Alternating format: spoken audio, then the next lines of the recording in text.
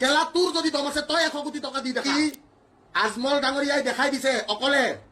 যে মই অকলে 100 কোটি টকা দিম বুলি কবলৈ বুকুত দম আছে যে মই অকলে 100 কোটি টকা দিম হিন্দু মুছলমান চাই দিম বুলি কোৱা নাই আজি আজমল ডাঙৰীয়াই কৈছে যে দৰকাৰ পৰিলে 100 কোটি টকা দিম হিন্দু মুছলমান চাই দিম বুলি কোৱা নাই আমি দেখা পাইছো ক্ষীৰত খেন্দুৰ লৈ বহুত বয়সীয়া মানুহেও আজমলক এনেকে হাত জোৰ কৰি 500 টকা এটা লৈ গৈছে আৰু যিবিলাকে ফকলেণ্ড সংগঠন মই নাম ধৰি ক'ব পাৰো এই ফকলেণ্ড সংগঠনে অকল দালালগিৰি কৰি সিন্ডিকেটৰ পইচা খাই সিহঁতে অকল অসমীয়া জাতিটোক ৰহৰ তলে গৈছে এই সংগঠন বিলাকে চিঞৰ বাখৰ কৰি লাজ পাইছে জয়ন্ত মল্ল বৰুৱা নামৰ গৰুটোৱে জয়ন্ত মল্ল নামৰ গৰুটোৱে লাজ পাইছে কাৰণে কৈছে যে মিয়ালেণ্ড বনাব গৈছে কেলা তোৰ যদি দম আছে তই 100 কোটি টকা দি দেখা তোৰ ছোৱালীকটো তই ইউএছএ পঢ়াই আছ জয়ন্ত মল্ল বৰুৱাৰ ছোৱালী ইউএছএ পঢ়ি আছে ঠিক আছে ইউএছএ নে কৰবাত আদাৰ কাণ্ট্ৰিত পঢ়ি আছে যদি তোৰ কোটিত ইমান দম আছে আজমলৰ কোটিত দম আছে কাৰণে ডাইৰেক্ট কৈছে 100 কোটি টকা দিম বুলি তোৰ যদি কোটিত দম আছে তই ক কেলা 100 কোটি টকা দিম বুলি ইয়েছ নে নো সবকে সুধিছো কথাটো সঁচা নে মিছা আজি আজমল ডাঙৰীয়াই দমত কৈছে যে কি যদি অসমৰ শিৱসাগৰ জিলাত যদি 100 কোটিৰ দৰকাৰ হয় মই 100 কোটি টকা ঢালি দিম কিন্তু জয়ন্ত মল্ল গৰুটোৱে আজি লাজ পাই কি কৈছে মিয়া আৰু বাংলাদেশী আখ্যা দিছে আমাৰ অসমত সবতছে ডাঙৰ প্ৰব্লেমটো কি জানো অসম বুলিয়ে নহয় অকল ভাৰতত সবতকে ডাঙৰ প্ৰব্লেমটো হৈছে যোন মানুহে সঁচা কথা কয় তাক পাকিস্তানী এজেন্ট সজাব চেষ্টা কৰে তাক চাইনাৰ এজেন্ট সজাব চেষ্টা কৰে তাক বেলেগ বহিৰাগতৰ টেৰৰিষ্ট সজাবলৈ চেষ্টা কৰে সঁচা কথা কোৱা দি তাক হয় নে নহয় যোনে সঁচা কথা কৈছে সিহঁতক কি পাকিস্তানী এজেন্ট বনাব চেষ্টা কৰে চাইনাৰ এজেন্ট বনাব চেষ্টা কৰে আৰু সিহঁতক জেলত ভৰাই থৈ দিয়ে এনএছএ লগাই কোনো ধৰণৰ আনন্দ উল্লাস নাই বানে বিধ্বস্ত কৰাৰ পিছত দেখিবলৈ পোৱা যায় সকলো ৰাইজৰ মন হেমেকা এই সন্দৰ্ভত কি ক'ব আজি 80তম স্বাধীনতা দিৱস আৰু গোটেই দেশখনে স্বাধীনতা দিৱসৰ ফূৰ্তি আনন্দ মহা সমাৰোহে অনুষ্ঠিত কৰিছে কিন্তু আমি শিৱসাগৰ চৰাইদেউ আৰু যোৰহাট জিলাৰ মানুহে সেই ফূৰ্তি আমি কৰিব পৰা নাই সেই উৎসৱ আমি আয়োজন কৰিব পৰা নাই মনৰ ভিতৰৰ পৰা তাৰ কাৰণটো আমি সকলোৱে জানো যে যোৱা 19 জুলাইৰ মহাপ্ৰলয় 1750 চনত এনেকুৱা ধৰণৰ মহাপ্ৰলয় ইয়াতে হৈছিলে বুলি আমি শুনিছিলোঁ আহোম যুগত আৰু তাৰ পাছৰ দ্বিতীয়টো মহাপ্ৰলয় আমাৰ সংগঠিত হ'ল এই 2026 চনৰ যোৱা 19 জুলাই তাৰিখৰ দিনা কিন্তু ইমান ডাঙৰ এটা মহাপ্ৰলয় হ'ল দিল্লীৰ পৰা এটা খবৰো আমাৰ কোনেও আমাৰ প্ৰধানমন্ত্ৰী ডাঙৰীয়াই সদায় অসমীয়াৰ কথা কৈ থাকে অথচ ইমান ডাঙৰ মহাপ্ৰলয়টো সম্পৰ্কে এটা শব্দ নামাতিলে সেইকাৰণে আজি আমি স্বাধীনতা দিৱস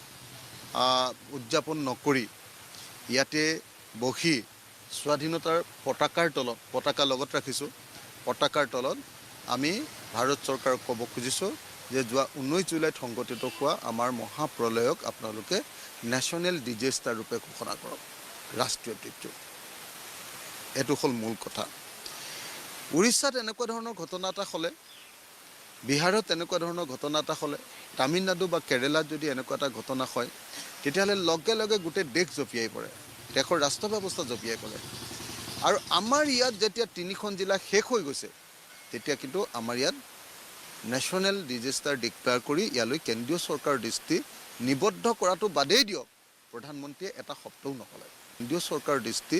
নিবদ্ধ কৰাটো বাদেই দিয়ক প্ৰধানমন্ত্ৰীয়ে এটা শব্দও নকলে সেইকাৰণে এই দুখত আমি ইয়াক নেশ্যনেল ডিজাষ্টাৰ ঘোষণা কৰাৰ কাৰণে দাবী উত্থাপন কৰি আজিৰ এই কাৰ্যসূচী গ্ৰহণ কৰিছোঁ 1 নম্বৰ 2 নম্বৰ এই ঘটনাটো কিয় সংঘটিত হ'বলৈ পালে তাক আমাৰ তদন্ত লাগে তদন্ত এই কাৰণেই লাগে যে মুখ্যমন্ত্ৰীয়ে ঘটনাটো লুকুৱাবলৈ যত্ন কৰিছিল মুখ্যমন্ত্ৰীয়ে কৈছিল যে এইটো হ'ল এটা ডাৱৰ বিস্ফোৰণৰ ঘটনা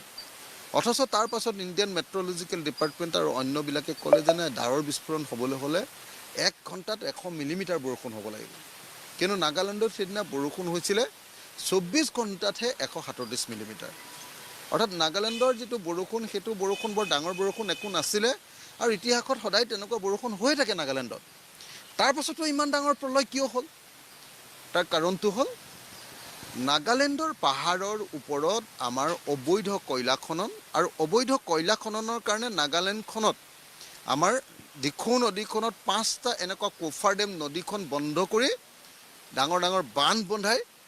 মানে সেইফালেদি গাড়ী পাৰ কৰাৰ ব্যৱস্থা কৰি আছিলে যাৰ ফলস্বৰূপে নাগালেণ্ডৰ দিখৌৰ ওপৰত মানে কাংকান বস্তিৰ ওপৰত 25 কিলোমিটাৰ এটা ৰিজাৰ্ভাৰ সৃষ্টি হৈছিলে তাত পানী জমা হৈ গৈছিলে সেই পানী বেছি পানী অহাৰ লগে লগে একেলগতে ভাঙি দিলে আনহাতে কয়লা খনিবিলাকত থকা পানীবিলাকো নামি আহিলে শিল খনিবিলাকত থকা পানীবিলাকো নামি আহিলে পাহাৰ ভাগি আহিলে আৰু এটা মহাপ্ৰাকৃতিক এটা মহা দুৰ্যোগত পৰিণত হ'ল গতিকে এনেকুৱা এটা দুৰ্যোগক CBI তদন্ত ঘোষণা কৰিবৰ কাৰণে কোনে এই ঘটনা এই পৰ্যায়লৈ লৈ গ'ল CBI তদন্ত ঘোষণা কৰিবৰ কাৰণে দাবী জনাই আমি আজি অনশনত বহিছোঁ তৃতীয় কিন্তু মূল দাবীটো হ'ল যে আমাৰ 3খন জিলাৰ যি বানপীড়িত প্ৰলয়পীড়িত মহাপ্ৰলয় পীড়িত পৰিয়াল সেই প্ৰলয় পীড়িত পৰিয়ালবিলাকক একেলগতে 10 লাখ টকাৰ এটা ক্ষতিপূৰণ দিব লাগে চৰকাৰে 15,000 টকা দিছে আমি কৈছোঁ এইটো হাঁহি উঠা কথা চৰকাৰে কৈছে যে এটা মুৰ্গীত 100 টকা দিম আমি কৈছোঁ হাঁহি উঠা কথা চৰকাৰে কৈছে এটা হাঁহত 100 টকা দিম আমি কৈছোঁ এইটো হাঁহি উঠা কথা চৰকাৰে কৈছে এটা গাহৰি আৰু এটা ডাঙৰ গাহৰি আৰু এটা ছাগলীত 4,000 টকা দিম আমি কৈছোঁ এটা গাহৰিৰ ঠেং এখনো কিনিবলৈ নাপায় 4,000 টকাত আজিকালি তো গতিকে আমাক প্ৰকৃত ক্ষতিপূৰণ লাগে কাক লাগে ক্ষতিপূৰণ পৰিয়ালবিলাকক লাগে আৰু দোকান পোহাৰবিলাকক লাগে ব্যৱসায়িক প্ৰতিষ্ঠান আৰু পৰিয়ালবিলাকক 10 লাখ টকাৰ ক্ষতিপূৰণ আমাক লাগিব এইটো আমাৰ দৃঢ় দাবী আৰু এই দাবী পূৰণ নোহোৱালৈকে আমি ধাৰাবাহিকভাৱে আন্দোলন কৰি যাম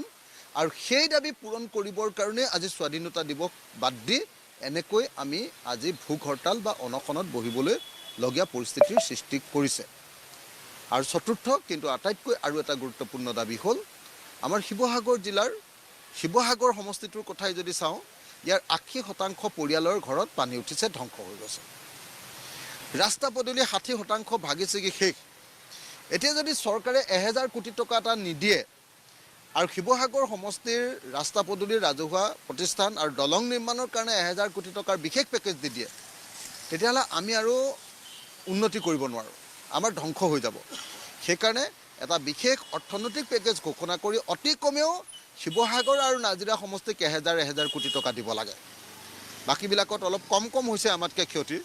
কিন্তু আটাইতকৈ বেছি ক্ষতি হৈছে নাজিৰা আৰু শিৱসাগৰ গতিকে এই দুটা সমষ্টিৰ কাৰণে মিনিমাম 1000 কোটি টকাৰ ক্ষতিপূৰণ এই দাবী উত্থাপন কৰি আজিৰ এই কাৰ্যসূচী গ্ৰহণ কৰা হৈছে আৰু আশা কৰিছোঁ চৰকাৰে আমাৰ এই 4টা দাবীয়ে মানি ল'ব আৰু যদি মানি নলয় আমি ধাৰাবাহিকভাৱে আন্দোলনৰ কাৰ্যসূচী গ্ৰহণ কৰিম আজি ইয়াত অনশন লৈছোঁ পৰহিলৈ আমি ONGCৰ তাতে ONGCৰ দায়িত্ব আছে ONGC এখন ONGCৰ ঠাই হয় ইয়াতে তেলখাট গোটেই মানে ভাৰতবৰ্ষৰ প্ৰখ্যাত তেলখাটবিলাক ইয়াত আছে কিন্তু এতিয়ালৈকে ONGCয়ে আমাৰ ৰাইজৰ কাৰণে 1 টকা দিয়া নাই চৰকাৰৰ ঘৰত কিবা এটা সামান্য টকা এটা দিছে ৰাইজৰ কাৰণে একো দিয়া নাই গতিকে এই দাবী আমি উত্থাপন কৰিছোঁ ONGCও ইয়াত ব্যৱস্থা ল'ব লাগে আৰু তাৰ পৰৱৰ্তী সময়ত এটাকৈ গণসমাৱেশ আৰু বেলেগ কাৰ্যসূচী গ্ৰহণ কৰি চৰকাৰৰ ওচৰত আমি আমাৰ দাবীসমূহ উত্থাপন কৰিম ধন্যবাদ জনাইছোঁ এয়া আছিলে শিৱসাগৰ সমষ্টিৰ বিধায়ক অখিল গগৈ আৰু অখিল গগৈ এনেধৰণে পুৱা 8 বজাৰ পৰা অনশনত বহা দেখিবলৈ পোৱা গৈছে যিহেতু উজনি অসমৰ যি 3খনকৈ জিলা চৰাইদেউ শিৱসাগৰ আৰু যোৰহাট আৰু এই 3খন জিলাত দেখিবলৈ পোৱা গৈছে যে সম্পূৰ্ণৰূপে ৰাইজ এতিয়া ভাগি পৰিছে আচলতে নিজৰ আপোন ঘৰখন হেৰুৱাইছে তেওঁলোকৰ যিসমূহ বস্তু আছিলে সকলো বস্তু শেষ হৈ গৈছে আৰু যিহেতু স্বাধীনতা দিৱসৰ দিনটোতে এনেধৰণে পুৱাৰ ভাগৰ পৰা শিৱসাগৰৰ বিধায়কগৰাকীয়ে এনেধৰণে ৰাইজৰ যিসমূহ দাবী আৰু সেই দাবীসমূহ লৈ এনেধৰণে চৰকাৰৰ বিৰুদ্ধে তেওঁ ক্ষোভ বুজাইছে আৰু যিহেতু হিমন্ত বিশ্ব শৰ্মাই হওক বা ভাৰতৰ প্ৰধানমন্ত্ৰী আৰু যিহেতু ভাৰতৰ প্ৰধানমন্ত্ৰীয়ে যিহেতু অসমলৈ বানপীড়িত এলেকা পৰিদৰ্শন নকৰাক লৈ এনেধৰণে